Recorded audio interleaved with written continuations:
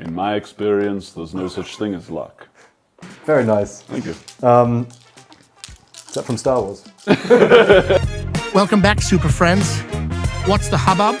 In this edition, we will react to a Superman budget report, a new screening report from a reputable source, and also a reaction to Tyrone Magnus on recent Superman promotions, and which, of course, highlights some suit discussion, as that is a main issue for him, but a portion of the fans overall as well. Though I like the new suit, I can't ignore that even some Gunn supporters still have reservations on it. We will also dive into some other updates, discussing the current box office projections and the market surrounding the superhero genre within the industry. It is jam-packed today. If you enjoy seeing this content, please help out with smashing the like button and leaving comments on what you agree or disagree with. You know I'm good with civil debate in our divided at times DC fandom. First, let's cover the budget report out there. If any of you remember, James Gunn debunked an overinflated report that even today the Snyder writers try to run with. I thought Boba Talk spoke to this topic quite well. Listen to his take on this. I don't know what the situation is with that tax document. Like, people bring up, this is what kind of frustrated me earlier. People always like to dunk on positive Superman this or that, or I see these incessant arguments happen online where people are literally cussing the living shit out of each other, properly, and they're like, oh yeah, well, constant dunking, and they bring up that tax document which say, oh look, clearly Superman is 300 and something, nearly 400 million, and it's like Gunn has literally, again, this is when they would retort to that and say, well, Gunn's a liar. But this is too bold of him to make a lie about it. He has publicly acknowledged that tax document thing. He's even said that he's got his team to look into it because he doesn't know where the fuck it came from. And he has said it's not true. That is not a true thing. That the budget isn't 330 or 350 mil or whatever that document said. Do you really think... Look, I'm not saying you have to love James Gunn, but do you really think he'd be that fucking stupid to publicly, multiple times, say that document is false for only the document to turn out to be state that the budget is the true amount? It can't be the true amount, because then he would literally be digging himself the grave of all graves to prove all of those people right. According to a new report from The Wrap, Superman's production budget is at $225 million. If any of you caught my prior budget video topics, I've ran with the idea it would be somewhere closer to the Dune 2 and Guardians of the Galaxy average budget. This report is right in that same ballpark. The budget and break-even information per the trades serves as a realistic basis for expectations. It cost $190 million to produce and roughly $100 million more to promote. That equals a break-even of $500 million. That is the Superman comp. If anyone remembers, James Gunn debunked a false production budget of $363 million. That would have been a total budget of $453 to $463 million. The reason Snyder Bros were trying to inflate the budget, even after debunked by Gunn himself, their plan is to sell it as a flop, no matter how it does.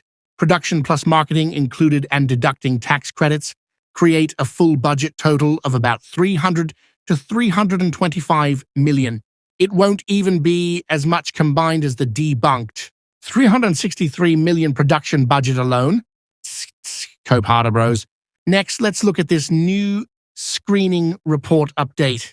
Joe Russo, known for his work on Marvel films like Avengers Endgame, has shared his positive impression of James Gunn's Superman film. Russo's comment is based on a screening that reportedly occurred in April. Russo's specific wording implies a high level of satisfaction with the film, suggesting that it meets and exceeds expectations. The fact that the film is reportedly finished post-production well before its release date is seen as a sign of confidence and satisfaction with the final product. According to an industry insider, Joe Russo states, "Can confirm. I have a friend who saw it in April and he said it delivers. You might even say James Gunn's Superman is super good. There's been a lot of noise online lately about James Gunn's upcoming Superman movie. Some people were worried, pointing out changes behind the scenes, like shifts in the composer and editor positions.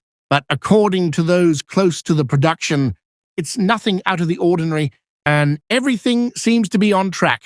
Director James Gunn has been testing the film, making edits and fine-tuning it, which insiders say is just part of the normal process. One person familiar with how things work at DC said, "I'm no defender of Gunn, but none of this is unusual. It's part of honing the movie. Any movie." Another added, "Gunn absolutely tests. He absolutely tinkers. He's not one of those directors who can't take suggestions."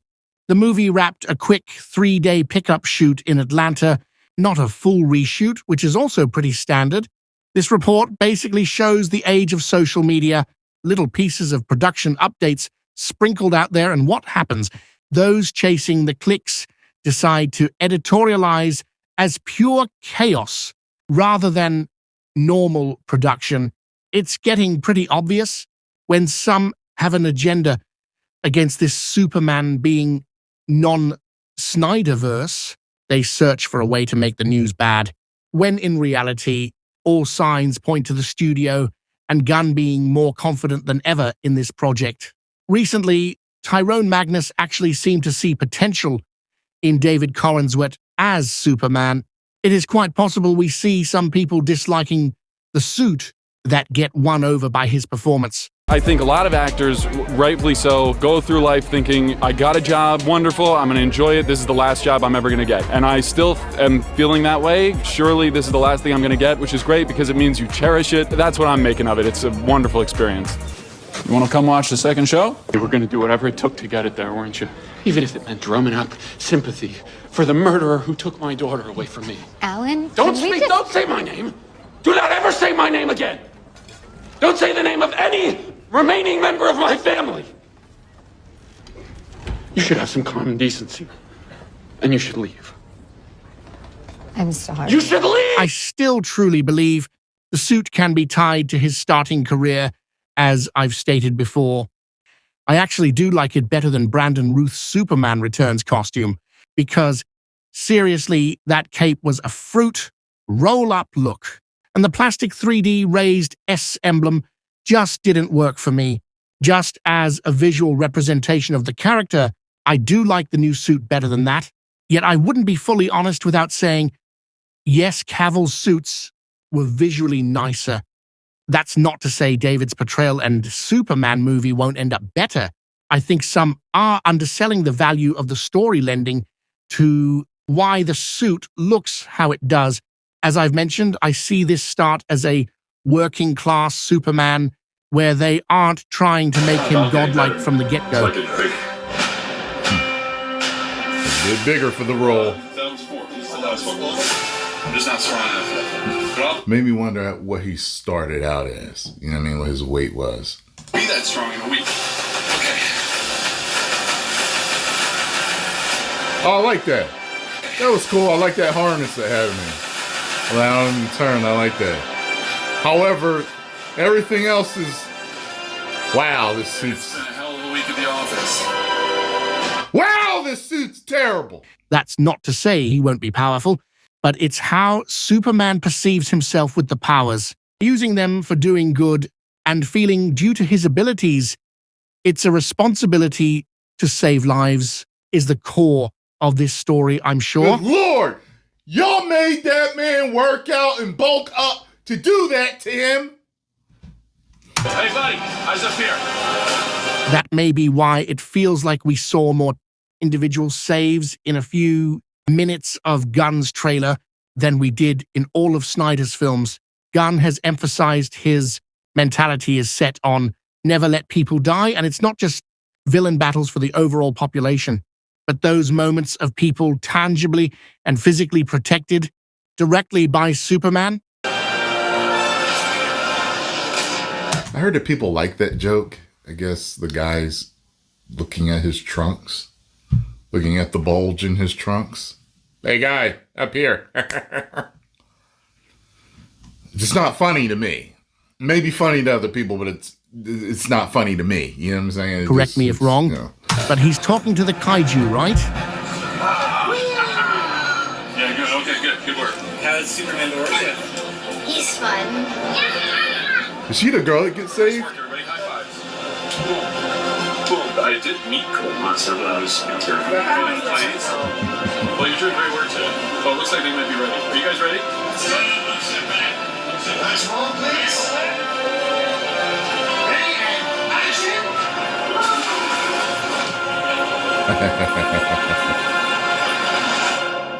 That was cool. I like that. On the detractor side, I know they feel the marketing is only showing a beat-up Superman.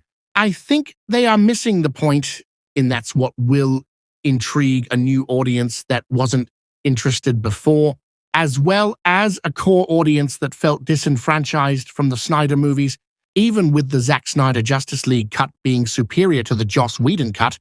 There is one major issue with Superman. He's essentially just rolled out as a weapon. Zack Snyder fleshing out Superman in his movie felt like, hey buddy, we have this Steppenwolf guy who looks angry about an acupuncture appointment gone wrong. Those needles look scary. Can someone bring in our weapon to take him out? Yeah, it's Superman time. He's powerful. It won't take much for him to end this. Not impressed? They never earned his moment of death in the last Snyder movies to me, so it didn't hit home with the audience. That moment should be so big it resonates. Instead, it fell flat for many, as if it was a payoff that couldn't be earned. The last Snyder movies failed at the story arc to make people care that he died. That's where seeing him overcome more on a journey to becoming the prime peak Superman is going to invest the audience into the character well before they attempt any death of Superman's storyline in a Gunn DCU. If handled correctly, it should be an enormous payoff for the audience. All that said, we still have an issue with the superhero box office in general. The current Superman projections suggest quite an opening, and if holds within that range, we shall see if it will have legs. The James Gunn Superman has a low end of $154 million and a high-end prediction of $185 million and a pinpoint of $175 million. This would not only be the biggest Superman opening of all time, but the biggest DC opening of all time. I truly feel we need Superman to be good for the genre. That said, Thunderbolts was pretty good in my opinion, and I expected it to hit mid-600 million range. The reviews were great as well. It looks like I was wrong there. Seeing Lilo and Stitch outgross Thunderbolts in just its first week run was rather sobering for the superhero genre. Gunn and the studio were gauging a lot from Marvel's Captain America, Brave New World, and Thunderbolt. Insiders like John Campea have suggested the expectation before deciding to make Superman was 500 to 600 million worldwide, which neither of those recent Marvel movies reached. Even as great of a brand that Marvel has been, it just hasn't been hitting. Close or over 700 million would have them over the moon. People get caught up in numbers, missing the big picture. I'm not saying it won't overperform, but it's not the total endgame for a successful DCU launch. If it flops, that would be bad reviews plus doing less than both Brave New World and Thunderbolts, especially if somehow Fantastic Four was able to do better than Superman. All that combined would be tough on the DCU. That's literally the only pure, legit flop standard. Snyder Bros again want to inflate a nonsensical standard because no matter how it does, and if avoiding being a real flop, they still plan to call it a flop anyways, that is just their playbook. That covers this edition. And if you like seeing the content, please like and leave comments down below. As always, look up, not back. Eyes to the skies. Look up as we soon fly into July. Take care of yourselves and others.